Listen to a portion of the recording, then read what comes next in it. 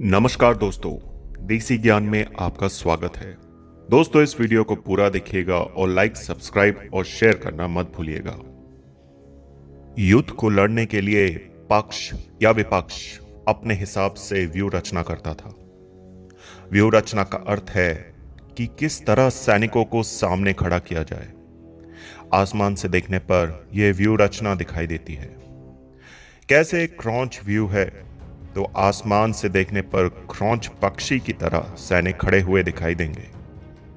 इसी तरह चक्रव्यूह को आसमान से देखने पर एक घूमते हुए चक्र के समान सैन्य रचना दिखाई देती है। कोई भी योद्धा व्यू की दीवार तोड़कर अंदर जाने के लिए सामने वाले योद्धा को मारकर अंदर जाने का प्रयास करेगा, लेकिन वो तभी अंदर जा पाएगा जबकि मारे गए योद्धा की जगह कोई दूसरा योद्धा ना आ पाया हो। इसका मतलब यह है कि उसे सामने खड़े योद्धा को मारकर तुरंत ही अंदर घुसना होगा, क्योंकि मारे गए योद्धा की जगह तुरंत ही दूसरा योद्धा लड़ने के लिए आ जाता है। इस तरह यह दीवार कभी टूटती नहीं है।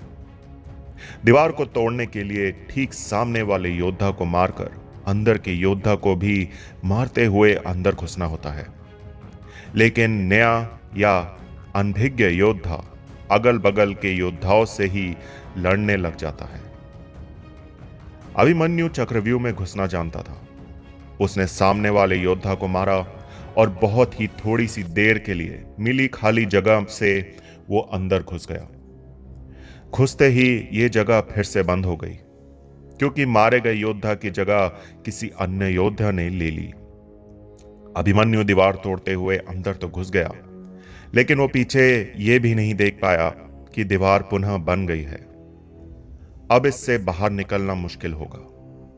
वो दीवार पहले की अपेक्षा और मजबूत होती है।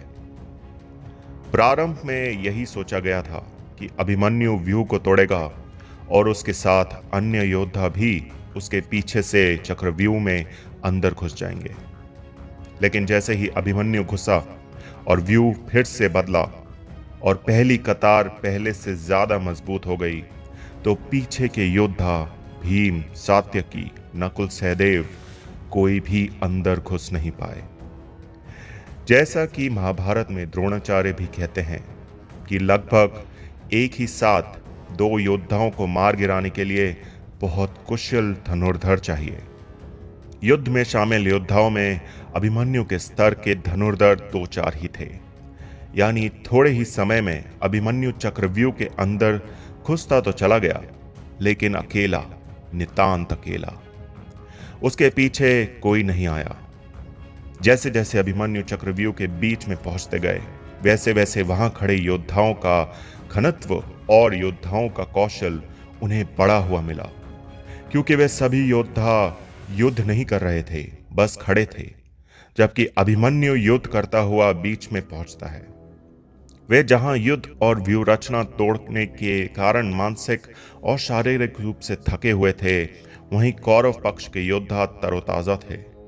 ऐसे में अभिमन्यु के पास चक्रव्यूह से निकलने का ज्ञान होता तो वे बच जाते, या उनके पीछे अन्य योद्धा भी उनका साथ देने के लिए आते तो भी वे बच जाते। दरअसल अर्जुन पुत्र अभिमन्यु चक्रव्यूह भेदने के लिए उसमें घुस गया। चक्रव्यूह में प्रवेश करने के बाद अभिमन्यु के कुशलतापूर्वक चक्रव्यूह के 6 चरण भेद लिए। इस दौरान अभिमन्यु द्वारा दुर्योधन के पुत्र लक्ष्मण का वध किया। अपने पुत्र को मृत देख दुर्योधन के क्रोध की कोई सीमा न रही। तब कौरवों ने युद्ध के सारे नियम ताक में रख दिए। 6 चरण पार करने के बाद अभिमन्यु जैसे ही 7वें और आखिरी चरण पर पहुंचे, तो उसे दुर्योधन, जयद्रथ आदि 7 महारथियों ने घेर लिया। अभिमन्यु फिर भी साहसपूर्वक उनसे लड़ते रहे। 7 ने मिलकर अभिमन्यु के रथ के घोड़ों को मार दिया। फिर भी अपनी रक्षा करने के लिए अभिमन्यु ने अपने रथ के पहिए को अपने ऊपर रक्षा कवच बनाते हुए रख लिया और दाएं हाथ से तलवारबाजी करता रहा। कुछ देर बाद अभिमन्यु की तलवार टूट गई और रथ का पहिया भी चकनाचूर हो गया। अब अभिमन्यु निहत्था था। युद्ध के नियम के तहत निहत्थे पर वार नहीं किया जाता। किंतु तभी जयद्रथ ने पीछे से निहत्थे अभिमन्यु पर जोरदार तलवार का प्रहार किया। इसके बाद एक के बाद एक सातों योद्धाओं ने उस पर वार किए। अभिमन्यु वहां वीर गति को प्राप्त हो गया। अभिमन्यु की मृत्यु का समाचार जब अर्जुन को मिला तो वे बेहद क्रोधित हो उठे और अपने पुत्र की मृत्यु के लिए शत्रुओं का सर्वनाश करने का फैसला किया। सबसे पहले उन्होंने कल की संध्या का सूर्य ढलने के पूर्व जयद्रथ को मारने की शपथ ली। दोस्तों, कमेंट करके हमें जरूर बताइएगा कि आप क्या सोचते हैं।